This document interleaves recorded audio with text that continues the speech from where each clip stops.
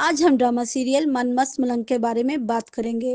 اسما سکندر سے کہتی ہے کورٹ کے آرڈرز کے بعد ہم ریا کو کبیر سے روکنے سے منع نہیں کر سکتے، اور اگر ریا کبیر سے ملتی رہی تو کبیر ہم سے بدلہ لینے کے لیے اسے اپنے جال میں پھنسا لے گا۔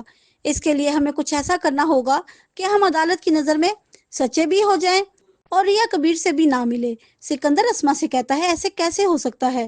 پھر اسما سکندر سے کہتی ہے اگر ہم ریا کو اغوا کروا کر کسی محفوظ مقام پر بھیج دیں اور ریا کو یہ لگے کہ یہ سب کبیر نے کیا ہے، اور اس طرح ہم کبیر کے خلاف FIR کٹوا دیں گے اور اپنی کمپلین میں یہ بھی بتائیں گے کہ کبیر نے ایک بار پہلے بھی ریا کو اغوا کروایا تھا اور اس سب کے لیے کبیر نے اپنے بھائی مبین کی گاڑی استعمال کی تھی۔ پھر سکندر اسما سے کہتا ہے لیکن یہ سب کیسے ہوگا؟ اسما سکندر سے کہتی ہے یہ سب تم مجھ پر چھوڑ دو۔ دوسری طرف ریا کو اس بات کا اندازہ ہو جاتا ہے کہ اسما آپی اب تک جو کرتی آ رہی ہیں وہ واجد کے کہنے پر کرتی آ رہی ہیں۔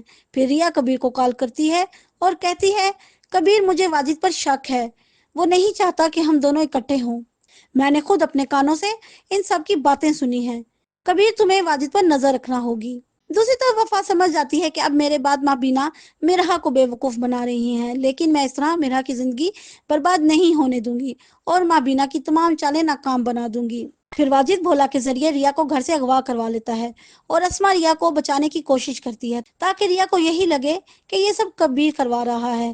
پھر سکندر سوچی سمجھی سکیم کے تحت پولیس اسٹیشن جاتا ہے اور کبیر کے خلاف ریا کے اغوا کی FIR کٹواتا ہے۔ دوسری طرف کشف کبیر کو کال کرتی ہے اور کہتی ہے کہ ریا کو گھر سے کسی نے اغوا کروا لیا ہے اور سکندر تمہارے خلاف پولیس اسٹیشن کمپلین کروانے گیا ہے۔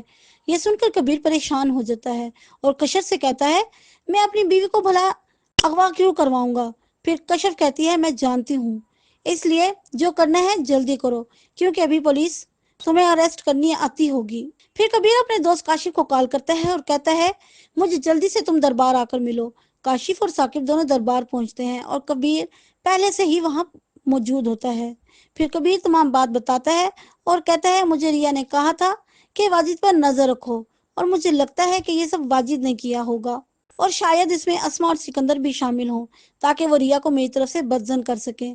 پھر کاشف کبیر سے کہتا ہے کچھ نہیں ہوتا، ہم پتہ کرتے ہیں اور تمہیں کچھ وقت کے لیے چھپ کر رہنا ہوگا کیونکہ اگر تم پکڑے گئے تو ہمارے لیے ریا کو ڈھونڈنا مشکل ہو جائے گا۔ پھر سب کے بعد اسما بہت خوش ہوتی ہے اور سوچتی ہے کہ اب سب ٹھیک ہو جائے گا اور کسی کو اس بارے میں شک بھی نہیں ہوگا۔